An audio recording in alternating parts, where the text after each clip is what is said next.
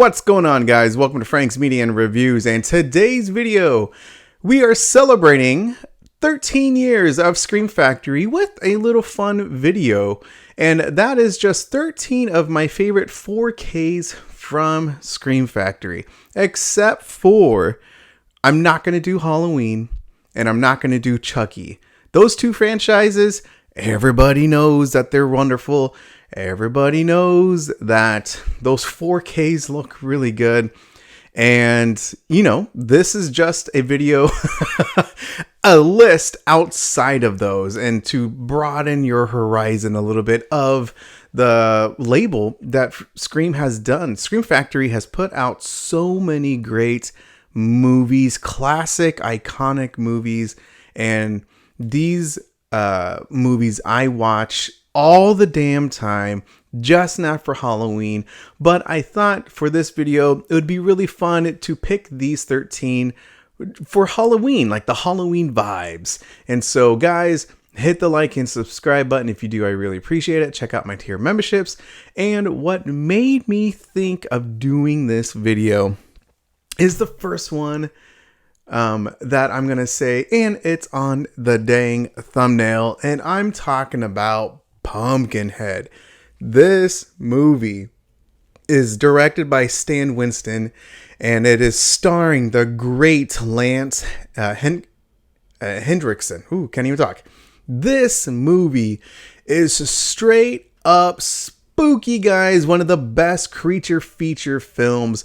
The 4K looks phenomenal, but again, these are all movies that I just really enjoy, and the 4K transfers just look spectacular. But guys, there is a lot of great imagery to this film, and just like, again, the creature design of Pumpkinhead is phenomenal, and Lance is amazing in this film. Holy cow. Oh man, look at the back. Look at Lance in the back. Holy cow.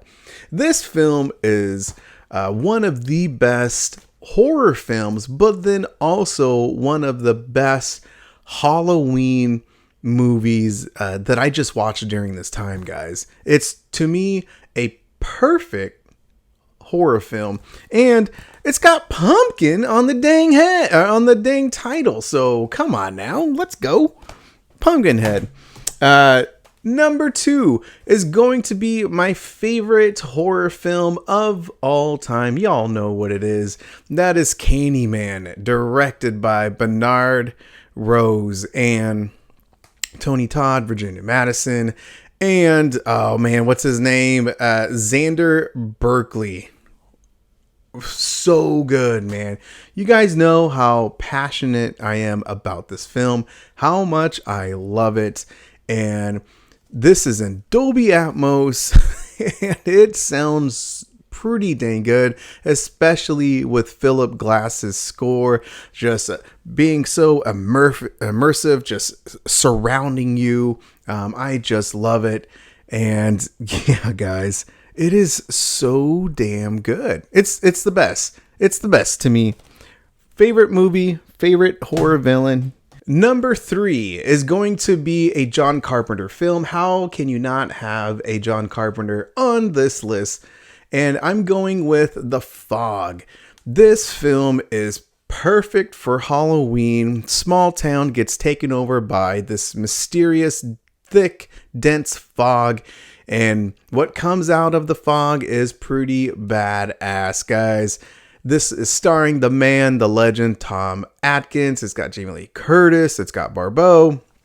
This movie is iconic, and this is like at least in my top, I don't know, top 4, top 5 John Carpenter films. The Fog is amazing. Definitely check it out. This is my second favorite werewolf film, and that is The Howling, man. This movie scared the crap out of me when I was young, and this has one of the best endings. I love it. To me, it's an iconic ending. And if you are a fan of just werewolves, I assume you guys have already seen this film. And it's always An American Werewolf in London and The Howling. Those are generally like at least the top two on everyone's list. And, I had to get this on the top 13. Next, sticking with werewolves, I'm going with Silver Bullet. This is directed by Daniel Adias. I don't know. I'm probably mispronouncing the last name. I apologize. But this film is is based off a Stephen King book, and it is phenomenal, guys. Starring Gary Busey, Corey Haim, and Everett McGill, who's really good in this film. I really like him playing the father, the priest in this movie. Corey Haim's good and all, but this movie is pretty damn, it's very nice, guys. And Gary Busey is very good in it as well. But seriously, Everett is, to me, he's the star of the movie. And even though for some the werewolf design isn't the best, it's still like a fun, great horror movie. And to me, Halloween, you have to watch a werewolf film during Halloween season. I think it's mandatory. That's just me, guys. Next is the sequel to one of the greatest films of all time, and this is Poltergeist II. This film isn't as good as the original. However, this film is just right below it. Also, the main villain, he is freaking scary. This is directed by Brian Gibson, and he did a very good follow-up to the original. And guys, this movie is just simply phenomenal, man. I want to say, I'll have it here somewhere, but I want to say that his name is Oliver Robbins. I could be wrong. With that. And if I am, I'll correct myself. But he is a top-notch villain. Simply scary, so scary looking in this film. And this is one of the best 4K transfers, and it has Dolby Atmos, guys. You can't go wrong with Poltergeist 2. This to me is one of the greatest remakes of all time, and that is 2013 Evil Dead, directed by Fede Alvarez. This film is simply amazing. The last act of this film is bonkers. The entire movie is bonkers, but then the end, the last third kicks it up a different notch, and you're just here to enjoy the bloody, gruesome ride. And I watch this every damn Halloween season. This to me is a must. This film is one of the funnest movies, and I think I didn't see it until last year, or at least when this release came out, which I believe it was last year. But I'm talking about Night of the Demons, directed by Kevin Tenney. And this film is iconic. It's classic. It's got Leanna Quigley, and it's got was it Mimi Kincaid and William Jallo, Hal Havens. I mean, this film is a classic. It's one of the best fun, sexy type of horror movies with some scary elements. And I don't know, this film is just a classic. I don't have the other two. So I don't have Night of the Demons 2 and 3.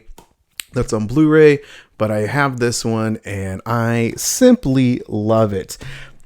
The next one is one of my favorite horror films ever.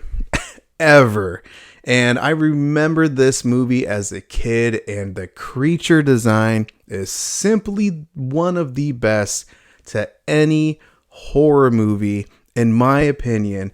And I'm talking about Nightbreed, directed by the man, the legend, Clive Barker.